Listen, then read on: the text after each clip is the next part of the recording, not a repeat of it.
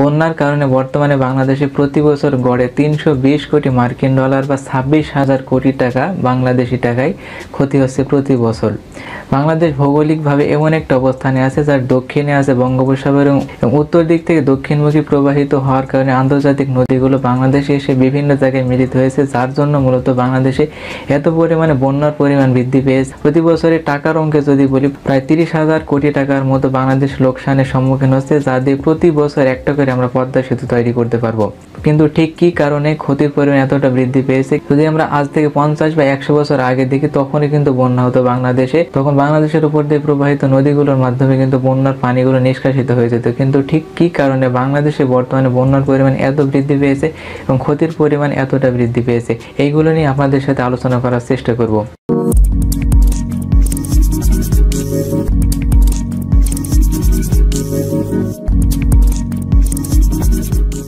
বাংলাদেশে বন্যা এবং বন্যা কর্তৃক ক্ষয়ক্ষতি হওয়ার প্রধান কারণগুলোর ভিতরে এক নম্বর হচ্ছে মেন্ডারিং ফ্লো ডিরেকশন। বাংলাদেশে যতগুলো নদী আছে প্রায় 704টির মতো নদী আছে। এই 704টি নদীর ভিতরে যতগুলো নদী আছে প্রায় সবগুলো নদী হচ্ছে আঁকা বাঁকা পথে পরিচালিত হয় এবং নদীর যে গতিপথ সেটা আঁকা বাঁকা হওয়ার কারণে যেখানে বেশি বাঁক ওইখানে বেশি স্কাউরিং হয়। স্কাউরিং হচ্ছে নদীর স্রোতের গতির মাটি ক্ষয়িত হওয়াকেই মূলত স্কাউরিং বলে এবং স্কাউরিংয়ের ফলে যতটুকু মাটি ক্ষয়িত হয় বা যতটুকু মাটি সরে যায় অন্য জায়গায় ততটুকু বলা হয় স্কাউরিং ডেপথ। এবং এই স্কাউরিংয়ের ফলে যে মাটিগুলো সরে যায় এগুলোকে আমরা বলি পলি। এই পলি বিভিন্ন জায়গায় জমা হয়। যখন একটা জায়গায় থেকে পানি প্রবাহের কারণে নদী থেকে ক্ষয় হবে মাটি এবং ওই বাঁক থেকে সরে গিয়ে আরেক জায়গায় গিয়ে সেটা কিন্তু আশ্রয় নেবে বা ওইখানে গিয়ে জমে যাবে। এই পলি জমার কারণে বাংলাদেশে যে নদীগুলো আছে এগুলো নাব্যতা হারাচ্ছে। নাব্যতা বলতে বোঝাচ্ছি নদীর যে নির্দিষ্ট গভীরতায় পানি ধারণ ক্ষমতা এবং নির্দিষ্ট উৎস থেকে আসার পর সেই পানি সঞ্চালন করাকে মূলত নাব্যতা বলা হয়। এই মেন্ডারিং হওয়ার কারণে নদীর গতিপথ উৎস থেকে পানি আসে, উৎস থেকে যখন আসে তখন থেকে কিন্তু মূলত এই স্কাউরিংটা হতে হতে আসে। সেই পলিগুলো মূলত বিভিন্ন জায়গায় জমা হয় এবং জমা হওয়ার কারণে এর গভীরতা কমে যাচ্ছে। গভীরতা নদীর কমে যাচ্ছে একদিকে, কিন্তু অপর দিকে যদি আমরা দেখি উপর থেকে যে বৃষ্টিপাতটা হয়ে থাকে বৃষ্টিপাতের ফলে যে পানিটা এসে জমা হয় নদীতে এবং এই নদী থেকে পানি কিন্তু সমুদ্রে যায়। বৃষ্টিপাতের ফলে কোনো নির্দিষ্ট এরিয়ার যে পানিটা কোনো স্রোতস্বিনীতে এসে জমা হয়, যতটুকু পানি আসে ততটুকু পানিকে বলা হয় রান অফ। এই রান অফ এবং উৎস থেকে যে পানিটা আসে প্রধানত বাংলাদেশের নদীগুলো তিব্বত এবং যে হিমালয়ের পর্বতগুলো আছে সেখান থেকে উৎপত্তি। পাহাড়ের যে ঢল, ওই পাহাড়ের ঢল থেকে মূলত পানিগুলো আসে। নদীর নির্দিষ্ট পরিমাণ গভীরতা দিয়ে কিন্তু পূর্বে থেকে প্রবাহিত হচ্ছিল, কিন্তু বর্তমান সময় ওই মেন্ডারিং সিস্টেম বা মেন্ডারিং প্রবাহের কারণে নদীর ওখানে যে পলিগুলো জমা হচ্ছে ওগুলো নাব্যতা হারিয়ে যাচ্ছে, কিন্তু আগের মতোই কিন্তু বৃষ্টিপাত হচ্ছে বা আগের মতো পানি কিন্তু প্রবাহিত হচ্ছে। উচ্চ পানি প্রবাহের কারণে নদীর যে গভীরতা কমে গেছে, তার জন্য মূলত দুকুল উপচিয়ে গিয়ে দুই কুল ভাসিয়ে নিয়ে যাচ্ছে। এটা হচ্ছে মূলত মেন্ডারিং ফ্লো এর প্রধান সমস্যা।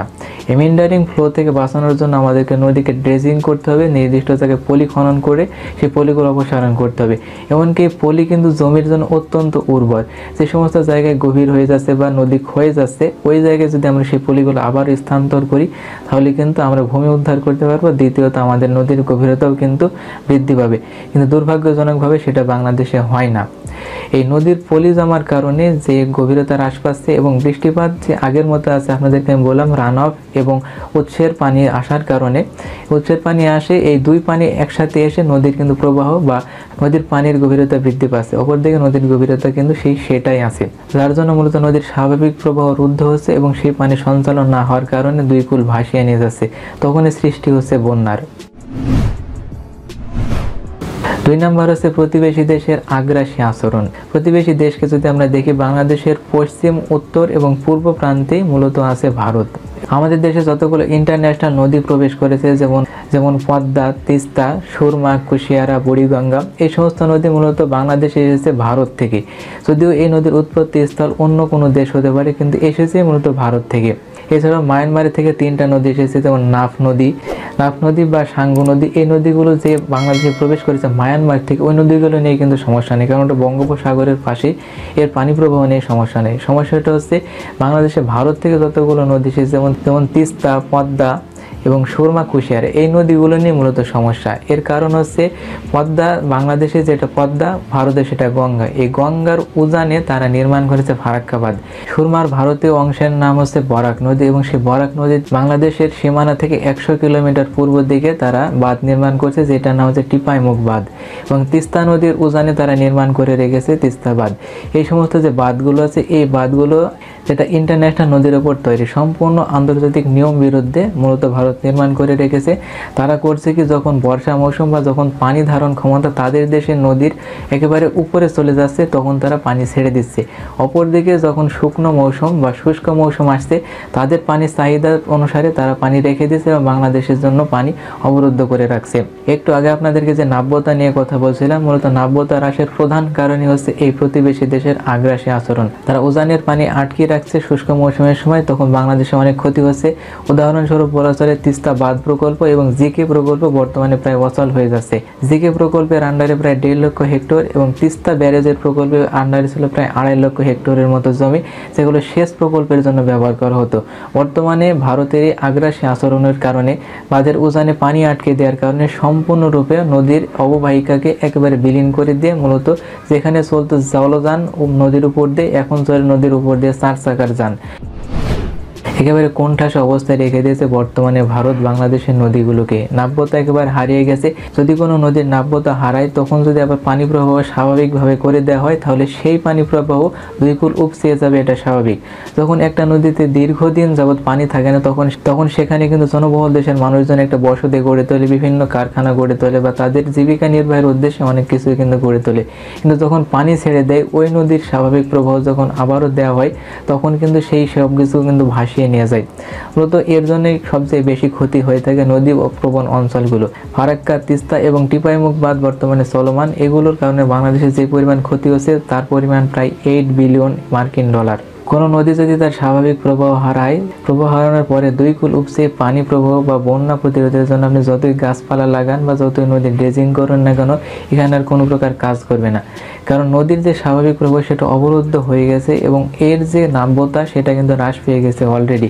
তখন সেখানে যত কম পানি দেওয়া হোক না কেন, তখন সেখানে দু কূল উপচে যাবে। আর দুই কূল যখন পাড়ি দিয়ে ছাপিয়ে যখন পানি ও লোকালয়ে প্রবেশ করবে, তখন সব কিছু ভেঙে নদীর গর্ভে কিন্তু বিলীন হয়ে যাবে।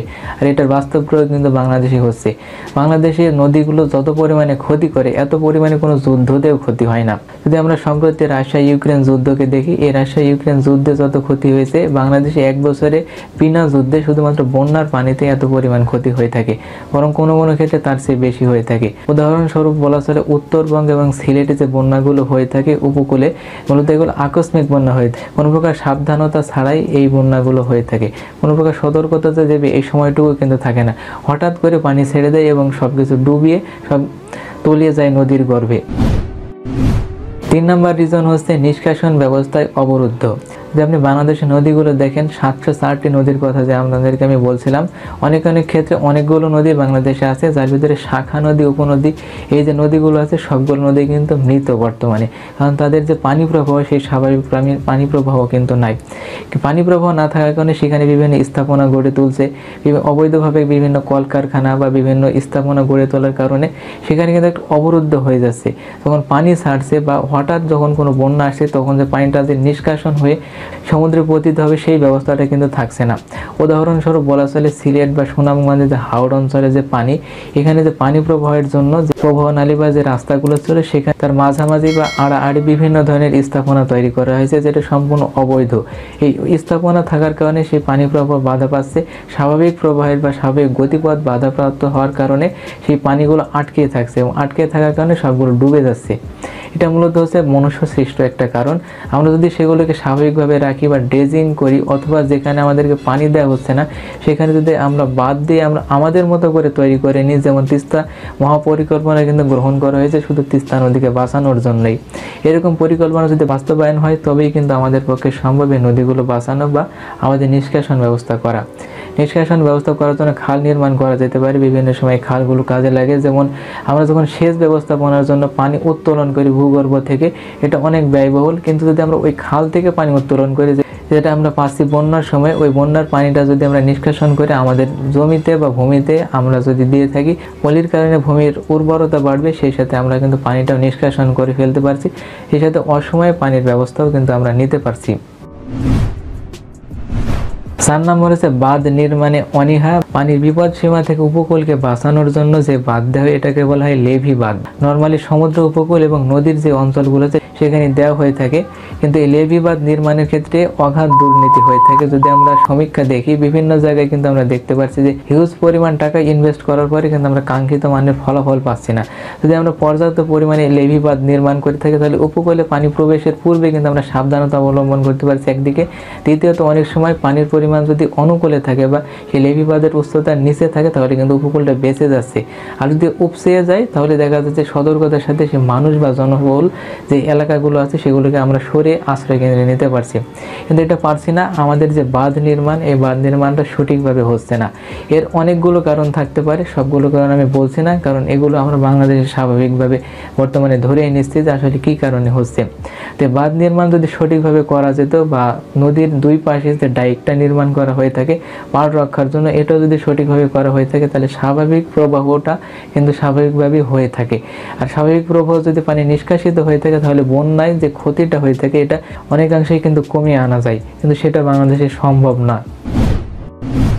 বাংলাদেশের নদীগুলোতে নাব্যতা হ্রাস পেয়েছে, এর উৎকৃষ্ট উদাহরণ হচ্ছে অতীতে যে নৌযানগুলো চলতো আমাদের নদী দিয়ে, বর্তমানে এর একটাও কিন্তু চলতে পারে না। কারণ বড় বড় জাহাজ প্রবাহের জন্য যেই পরিমাণ গভীরতা প্রয়োজন নদীতে, এবং নদীর যে চারপাশের যে এরিয়াটা, এই এরিয়াটা কমে যাওয়ার কারণে গভীরতার সাথে যখন নৌযান চলে, তখন কিন্তু দুই কূলে একটা ধাক্কা লাগে বা স্রোতের তোড় লাগে, তখন কিন্তু স্রোতে ভেঙে যায় নদীর দুই কূল। বা স্বাভাবিকভাবে যে নৌযানগুলো চলে থাকে, সামুদ্রিক যে নৌযান আমরা দেখে থাকি বড় বড়, এরকমই নৌযান কিন্তু একসময় আমাদের এই পদ্মা মেঘনা দিয়ে বয়ে যেত, বর্তমানে সেটা কিন্তু আর চলতে পারছে না, শুধুমাত্র এই নাব্যতা হ্রাসের কারণে। বাংলাদেশ একটা নদীমাতৃক দেশ, আমাদের দেশের এই নদীগুলো যদি স্বাভাবিকভাবে প্রবাহিত হতো, তাহলে আমাদের অর্থনীতি অনেকভাবে অনেক দিক উন্নত হয়ে যেত। নদীর উপকূলে মানুষগুলো যে বসবাস করে একেবারে হততা হয়ে তারা কিন্তু বসবাস করে, কোনো প্রকার বাসস্থান নাই, তাদের কোনো নিরাপত্তা নাই, তারা কিন্তু আমাদের দেশের অতপ্রতভাবে জড়িত বিভিন্ন অর্থনৈতিক কর্মকাণ্ডে। তাদেরকে যদি আমরা নিরাপত্তা দিতে পারতাম বা নিশ্চিত করতে পারতাম তাদের মৌলিক অধিকারকে, তাহলে কিন্তু আমাদের অর্থনীতি অনেক দূর এগিয়ে যেত। আবার যদি নদীর প্রবাহকে স্বাভাবিকভাবে রাখা যেত, তাহলে সেখানে মাছ ধরা, ট্রলার বা নৌযান চলাচলের মাধ্যমে কিন্তু আমাদের অনেক উন্নতি হতো। কিন্তু বর্তমান সময়ে এসে নদী প্রবাহ বা নদী নিয়ে আমাদের নদীর প্রবাহ নিয়ে চিন্তাটা আমরা আর করছি না। কিন্তু নদীর শাসন করার মাধ্যমে যদি আমরা নদীর প্রবাহকে অবরুদ্ধ না করে স্বাভাবিকভাবে প্রবাহিত হতে দিতে পারি, তাহলে অনেকাংশে আমরা উন্নতি করতে পারবো, বাংলাদেশ কিন্তু অনেকাংশে এগিয়ে যাবে। তো বর্তমান সময়ের সাপেক্ষে যতগুলো কারণ আপনাদেরকে আমি দেখালাম, এই কারণগুলো হচ্ছে মূলত মেন রিজন ফর ফ্লাড। আমি মনে করি আরও যে কারণগুলো আছে সবগুলো আমি বলতে পারলাম না। বাংলাদেশে বন্যার কারণ, তার জন্য মূলত বেশিরভাগ সময় ক্ষতিটা হয়ে থাকে। তো এই পর্যন্ত আসার পর নিশ্চয় বুঝতে পেরেছেন যে বাংলাদেশে কেন এত পরিমাণ বন্যার পরিমাণ বৃদ্ধি পাচ্ছে আর বন্যার কারণে এতটা ক্ষতি হচ্ছে। তো এই পর্যন্ত আসার পর যদি আপনি বুঝতে পারেন, তাহলে অবশ্যই ভিডিওটি শেয়ার করবেন, সবার সাথে শেয়ার করার চেষ্টা করবেন, এবং আমাদের ইউটিউব চ্যানেলটি সাবস্ক্রাইব করে আমাদের সাথে, আর ভিডিওতে অবশ্যই লাইক দিতে ভুলবেন না। লাইক দিয়ে আমাদের সাথে থাকবেন, আমাদের ইউটিউব চ্যানেলটি সাবস্ক্রাইব করে আমাদের সাথে কানেক্ট থাকবেন। দেখা হবে আপনাদের সাথে নেক্সট টাইম নেক্সট কোনো ভিডিওতে। Till then take care.